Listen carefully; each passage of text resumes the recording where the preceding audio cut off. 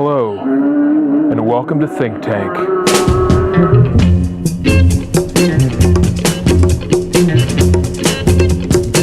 Think tanks are really a place and a process and a way to think differently so that we can get to better outcomes, better solutions, more innovative ways of approaching our work. And in our case in particular, in human services, in the social sector, in this disability service organization called Skills Society, our main goal is we want to increase the experience of citizenship for people with disabilities.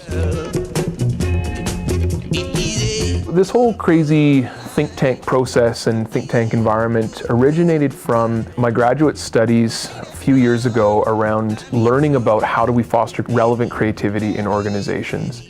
So if you were to ask, why would you have a think tank? A key piece is that we need to get better outcomes, better quality of life for people. In order to do that, we need new ways to look at our work. And part of that has been our think tanks and the creative processes that we've borrowed from companies like IDEO and other great titans of the creativity worlds that have helped people think differently, but it applies in any field, any sector. Creativity, it's all about not being stuck in a rigid mindset. So it's being able to jiggle up and shake up habits to be able to see things differently. And that's so important for an organization that's trying to do something different. To a good creative process, you need to have at least these two essential phases. One is around divergent thinking and the other is around convergent thinking. So divergent thinking is around coming up with lots of different possibilities. It's around encouraging wild ideas. It's around not listening to that little part of ourselves that is saying, oh, that's not going to work, oh, this isn't going to be. It's about lots of possibilities. This is how some of the best innovations come about, from people connecting really dissimilar subjects, really dissimilar ideas. So one example would be a classic one, the guy who invented the television, Philo Farnsworth. He was watching his farm one day. He was about 14 years old, and noticing the way that hay was lined up in perfect rows on his farm. And he got this idea to think about how he could take that principle of rows out of his farm by taking a cathode ray tube, so a big light tube, and blacking out little black and white dots on it, just like the hay bales on his farm. Taking that idea from farming and applying it to technology, applying it in that field. That's very divergent, that's very different. It's not so sane and logical to think in that way. So divergent thinking is where we encourage lots of wild ideas. The main thing is, the main killer of divergent thinking is fear. Thinking we're not good enough, we can't do it, oh, it's not a good idea. That's the main killer of it. So you need to create an environment, a process and an atmosphere where people are encouraged to keep thinking big, thinking differently. And that's why we have all this wild stuff, why we have the couches, why we have a process that encourages all this. The second part is where you take all the hundreds of ideas you might come up with, and then you need to find out what's actually relevant.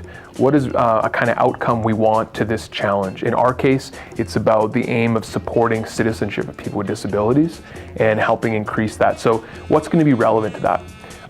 This is where we have to use our critical thinking skills and sort through and say, oh, that's not going to work, this might not work. This is a phase where we can really throw wet blankets on the whole process and shoot down people and give people a sense of fear. So we really have to be careful. So that's why there's a whole through the process we talk about the importance of how do we keep fostering trust with each other. And also we've used some stuff from Peter Senge, who's a big guru in the whole leadership in organizations. And so one of the key principles we talk about is, rather than saying, if you disagree with something, you think it's a wrong idea, rather than saying nothing or telling the other person why you think they're wrong, we say something along the lines of, that's not the way I see it, here's where my perspective is coming from. So describing your biases, describing where you're coming from, and then asking questions. So tell me why you think this would be a relevant idea. How do you think this fits? Just doing that shift really helps to sustain trust and to sustain the momentum of having a positive think tank. Well, there's been a long history of things like brainstorming, and there's also a lot of controversy around whether brainstorming in groups really helps people to get to better solutions and ideas, or whether you might need something a little different than that.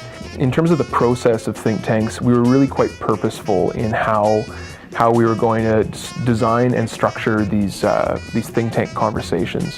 One really important piece was that we have a space that's really comfortable. We have couches, we have kind of fun stuff on the walls. We created the space together. People brought different objects that represented to have fun, to have humor, playfulness, to have critical thinking, to be aware of the biases we're looking through, what colored glasses, that idea of biases that we're looking through, to be careful of that when we're bringing that to a think tank. And we ended up coming up with a process that we now use in the think tanks. And it's quite structured. It borrows partially from design thinking. It also borrows from traditional creative problem-solving processes.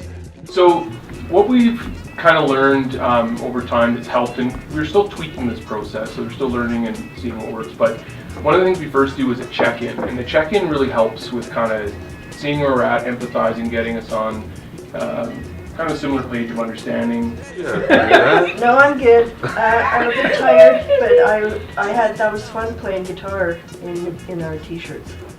It's a good thing we were wearing t-shirts. Oh yeah. You guys have so much fun at work. Not always. We need it when things get heavy. Yeah. No doubt. After a long couple of weeks, I think I'm over that bump of work and some of the crappiness that has come with the last 2 weeks. So today's a new start. It works, so I like that resourcefulness. You think you've had a bad day? Yeah. Bad day at work. Yeah. So you're bringing your donkey next week. Exactly. So that's the check-in. Then we pick what we call a rotating steward.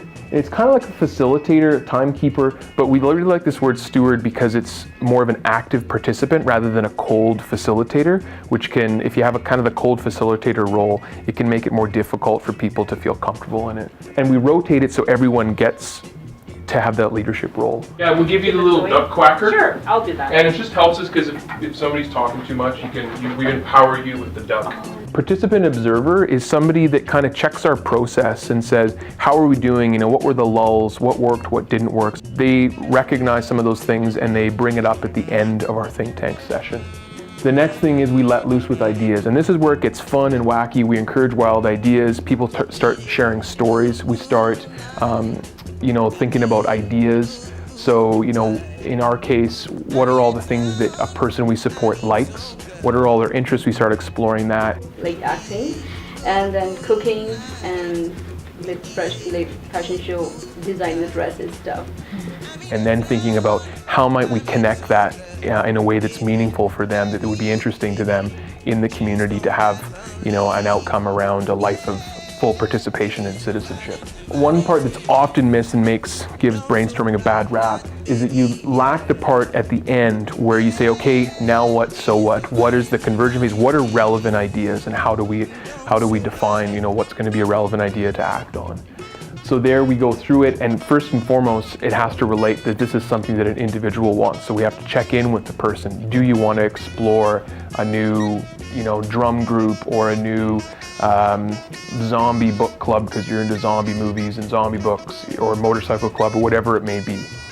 I think that we need to explore whether or not the fashion part is even really Right. I think that with maybe the proposition of having something done or made may change your focus though.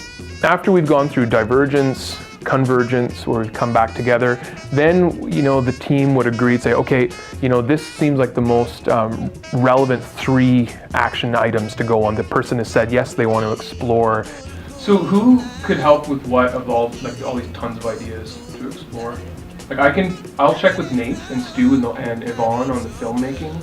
That might If that's where she wants to go, then I would be okay with maybe trying to get a hold of like a hair salon or a makeup place. We need to really ensure that think tanks and creative problem solving, creative thinking leads to better quality outcomes, that it doesn't just kind of go nowhere and feels really nice. So that's really important, that we always end up on the action part. And then the participant observer makes some comments around our process, and that helps us recognize that so we don't get off track. And so next time, what are the key things we need to remember to keep think tanks flowing really well, to support each other, to come up with new, fresh ideas. And then we do a checkout. Where's everybody at? How are we feeling? throughout the whole thing, an important question that we're all aware of is, what can we do to foster trust with others? That's everybody's responsibility. It's not something of, hey, let's just trust each other. That doesn't work. It's a matter of what can we do and say that helps foster trust in our think tanks.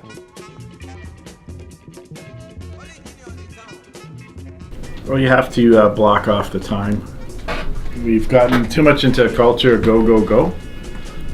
And without stopping and thinking of where we're going, it doesn't promote creativity.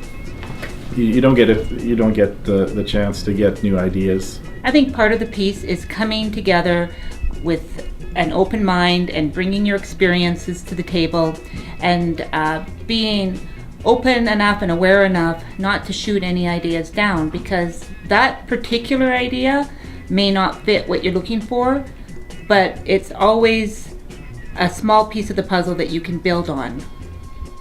Whenever I go to think tanks, I always come away from think tanks feeling really rejuvenated, like fresh.